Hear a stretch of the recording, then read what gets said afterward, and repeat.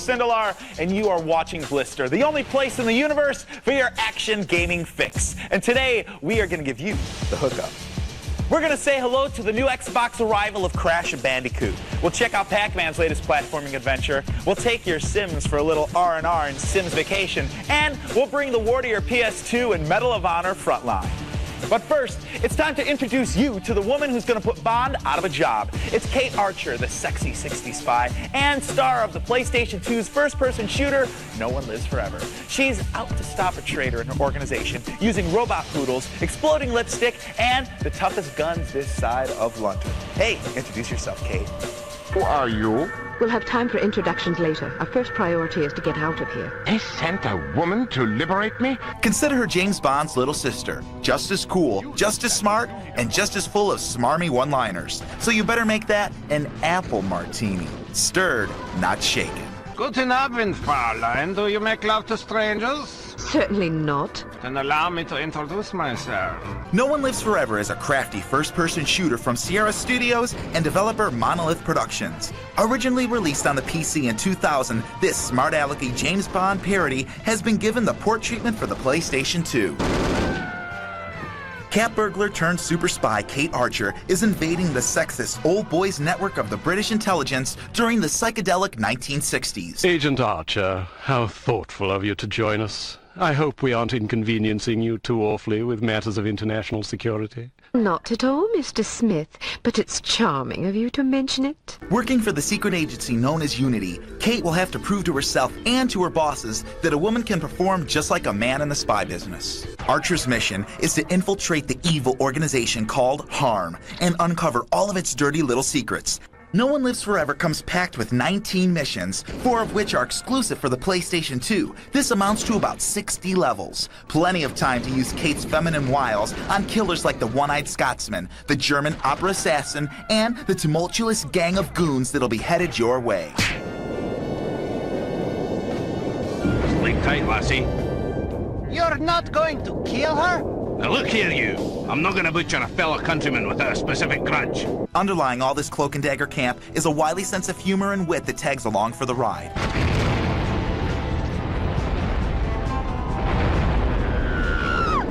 Well, that's unexpected. Make sure she doesn't land on her feet. When forced, Archer can squeeze information out of an enemy agent. It's this feature that allows No One Lives Forever to take on a pseudo-non-linear style. Here's how. Would you like me to call out the targets for you? That would be lovely. When pressing another spook for information, you'll be given a few options for Kate to respond with, and the direction that you take will affect the information you're given. Good afternoon. You're wasting your time. I won't talk. I have been trained to resist all forms of torture. We'll see about that. Do your worst. Spare yourself the suffering. Tell me where I can find Volkov, and you might walk out of here with clean underpants. Too late for that. That's disgusting. In addition to this, you'll be given the opportunity to seek out a few other ways to beat the level rather than just the straight and narrow. This makes the game replayable without bashing you over the head with repetition. Please be full of hay! Please be full of hay!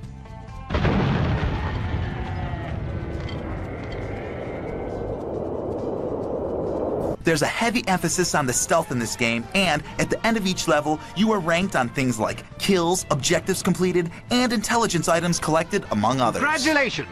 You have failed again. The intelligence items you collect are usually worthless, but they add to the humor of the game. Sometimes they're letters from one agent to his girlfriend, or even a note goofing on HARM's bureaucratic red tape. The game floats on a bed of 60s pop tunes and cheesy James Bond theme parodies that add to the funky atmosphere.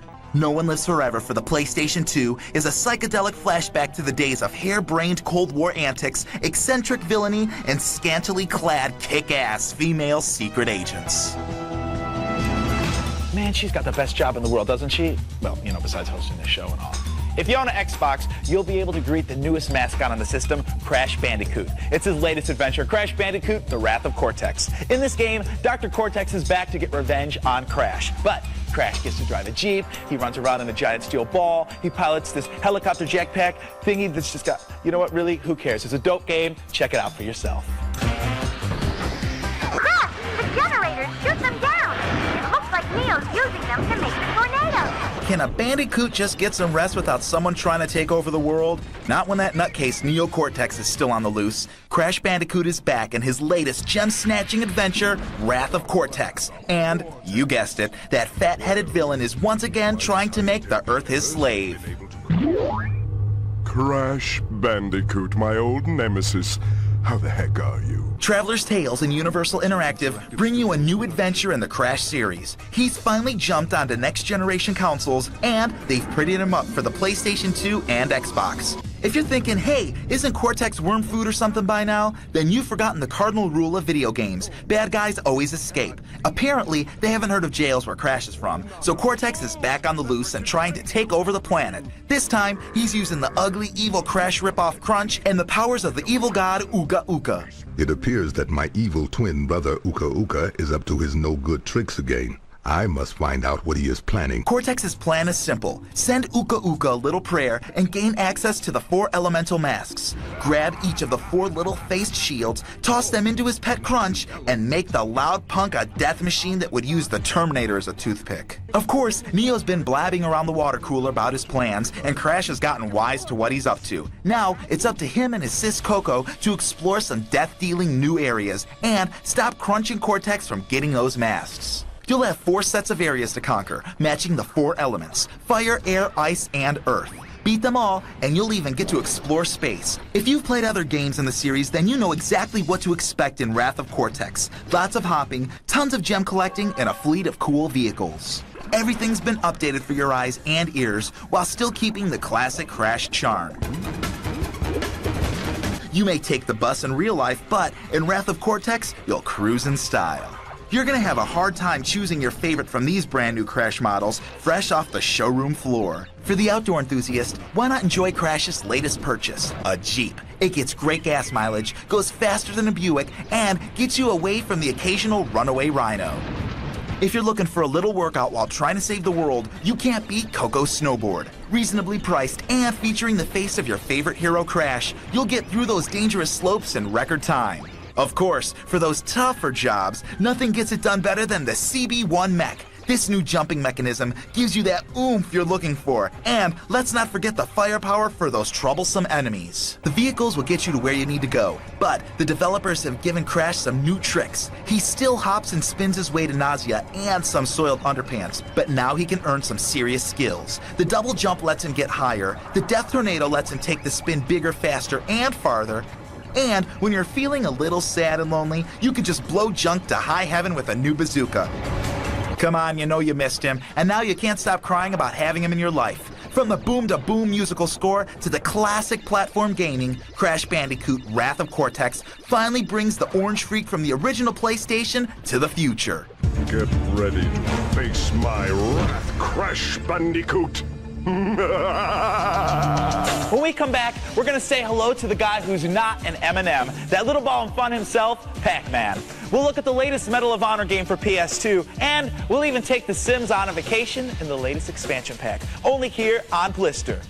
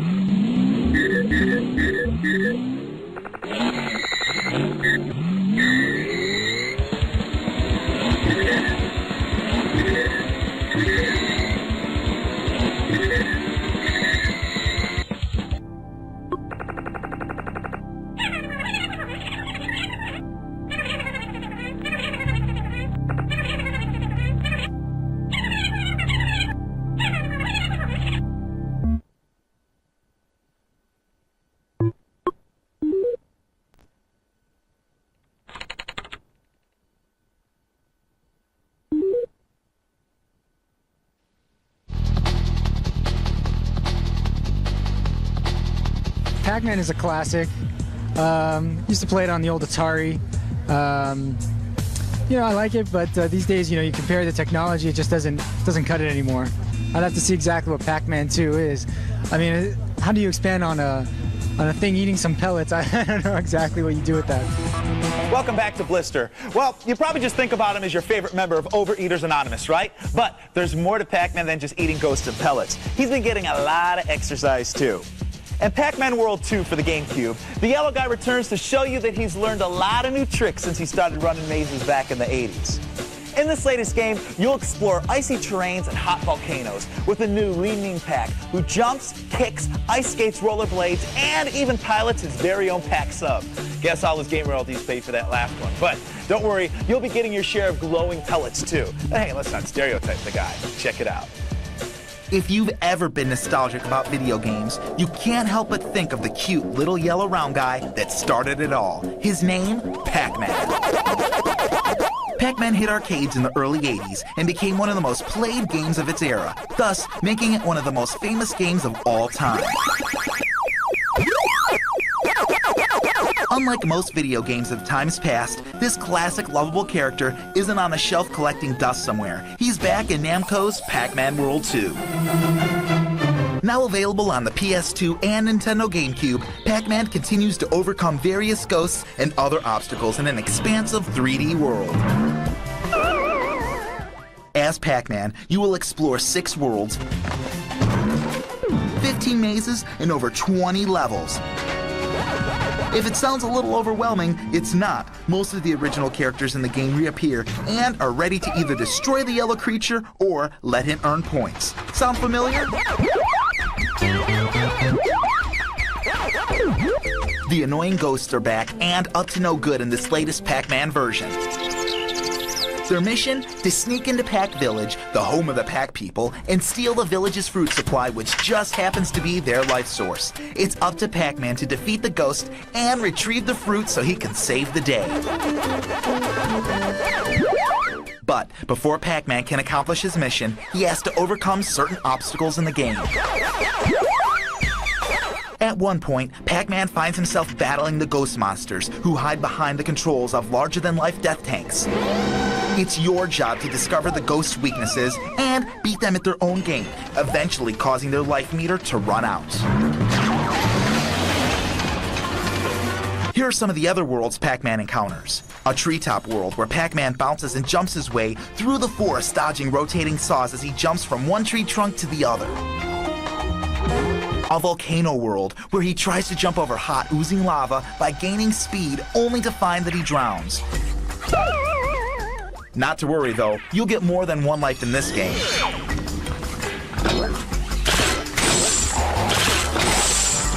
Pac-Man also gets the opportunity to swim in this game, and at one point turns into a submarine. These are just some of the worlds that Pac-Man encounters. This latest Pac-Man game will make you laugh out loud as the big-mouth little yellow guy eats pellets, breaks crates, skates, flies through the air, fights Froggy, dangles from cliffs, butt bounces, and eats fruit. As you can imagine, this is just a sampling of the worlds that Pac-Man must travel. That's a heck of a lot more than he did in 1984. Then again, the game just isn't called Pac-Man, it's called Pac-Man World 2. If only Pac-Man were living in Simsville, then the only thing that he'd have to worry about would be setting his stove on fire trying to make some Pac burgers. See, the Sims, they're lucky folks. They get the great jobs, the finest furniture, even a party-sized hot tub. But the characters in the popular PC People Simulator don't get one major bonus: time off. Until now, that is. In the latest expansion pack to The Sims, The Sims Vacation, you can finally send your Sims on a trip out of town. But can you get them not to pee on the floor? Take a look. If you build it, they will come. And then complain about it. Fortnite! Hey, Lucio! And then pee on it, and most likely set fire to it. Ah yes, the life of a god.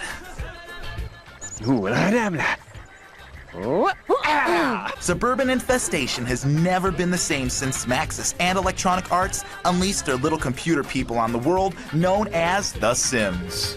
The Sims Vacation is the 4th expansion pack in the highly successful series. The original game, The Sims, was released in 2000 with the add-ons Living Large, House Party, and Hot Date following shortly after.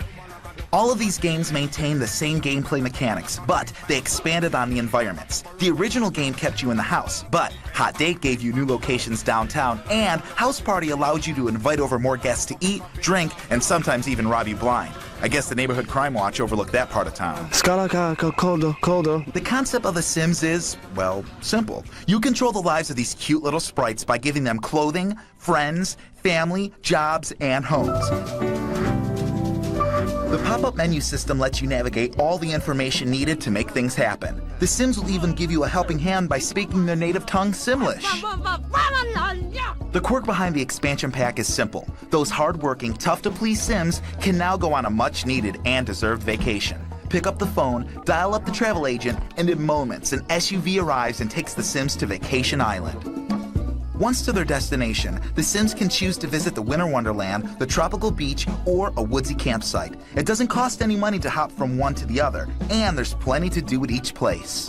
You can turn free will on, and the Sims will immediately wander off and amuse themselves. But even then, you will still have to attend to their needs, otherwise you'll get an earful.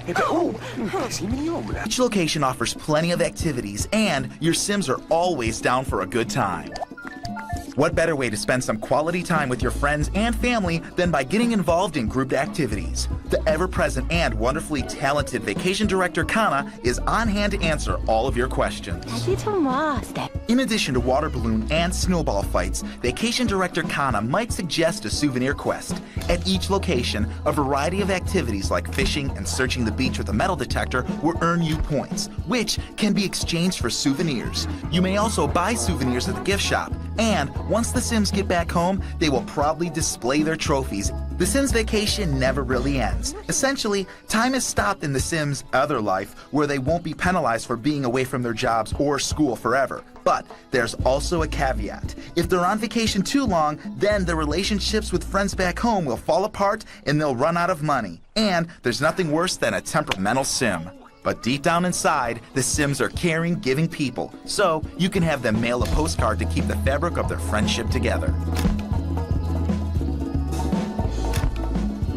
So, whether you're a gentle giant or an evil tyrant, the Sims Vacation will let you rule the school in style. Go ahead, pick up one and play God. The world is your oyster.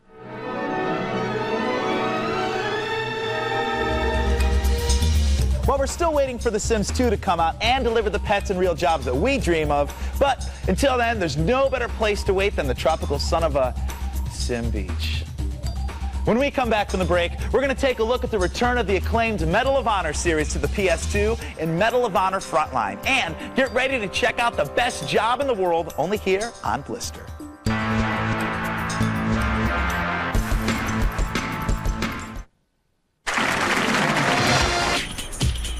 Hey, it's PJ from Third Strike. You're watching G4.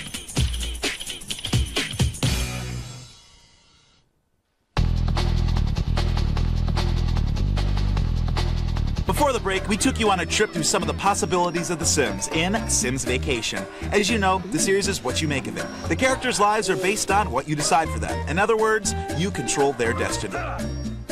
Let's take a look at the lives of Jesus and Jackie in a little Sims story we created called Leave It to the Sims. Things are going great for Jesus Johnson. He has a great house, a perfect job, and a beautiful girlfriend. And the new Spa Master 5000 hot tub was just the icing on the cake. But something was missing. A vacation. And who better to go with than his girlfriend, Jackie Hotpants. But there was just one catch. She insisted on bringing along her teenage sister, Dakota Sky. And Dakota insisted on bringing her German foreign exchange student boyfriend, Helmut von Schnitzel. While the road to Jackie's heart has required all of Jesus' attention, Helmut's behavior has been a mild distraction.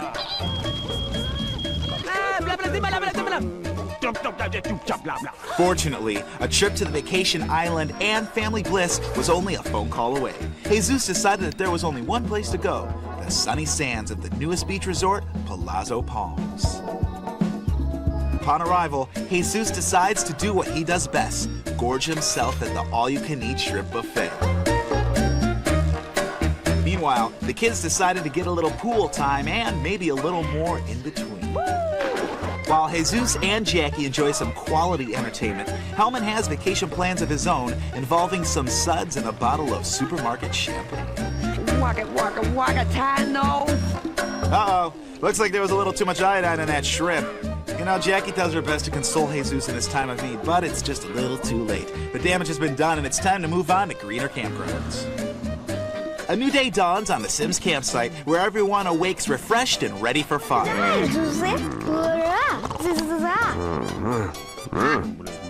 But it looks like someone's lost their keys. Time to run a metal detector.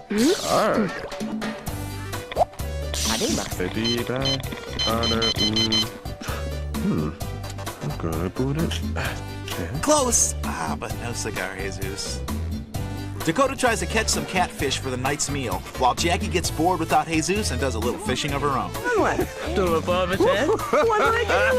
Taking advantage of his surroundings, Helmet hones his foreign relation skills by trying to make friends with fellow campers.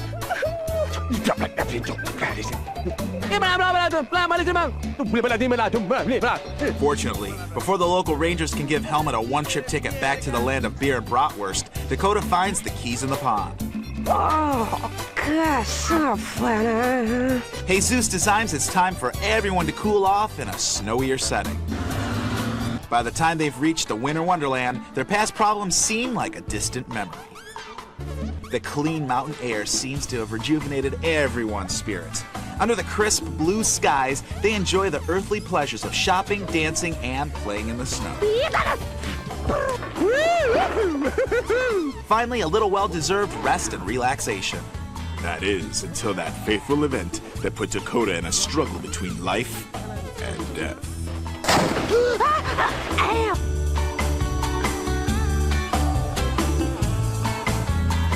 Welcome back to Blister. I'm Bill Sindelar.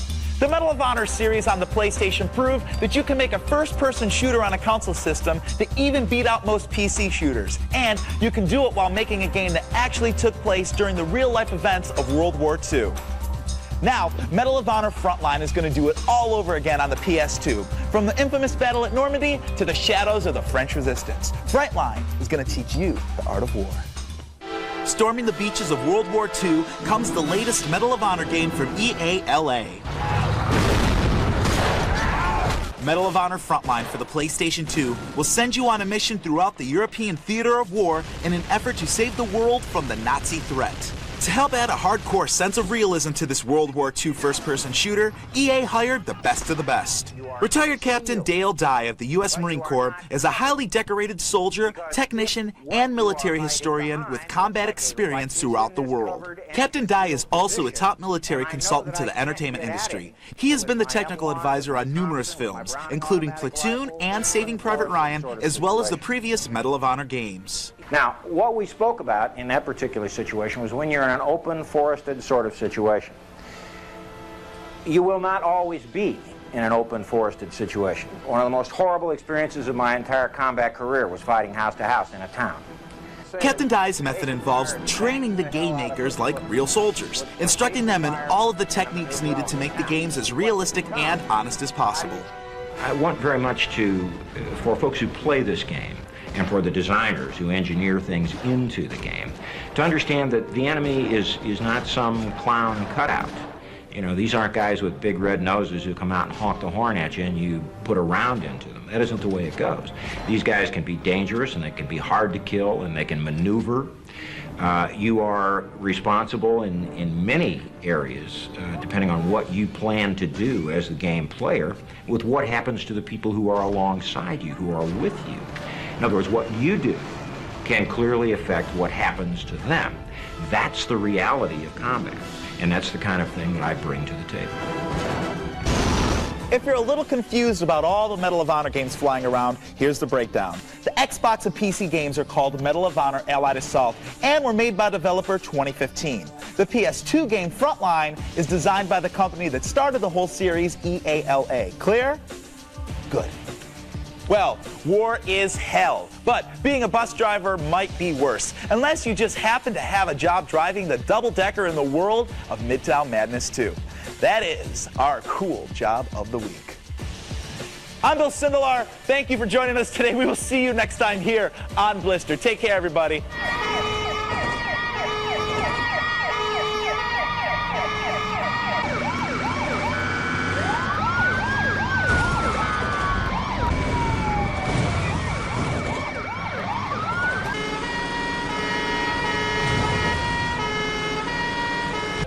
But I do have something you may be interested in. I hope when they catch the bastard, they put a bullet right between his eyes. Chop, chop, chop, chop.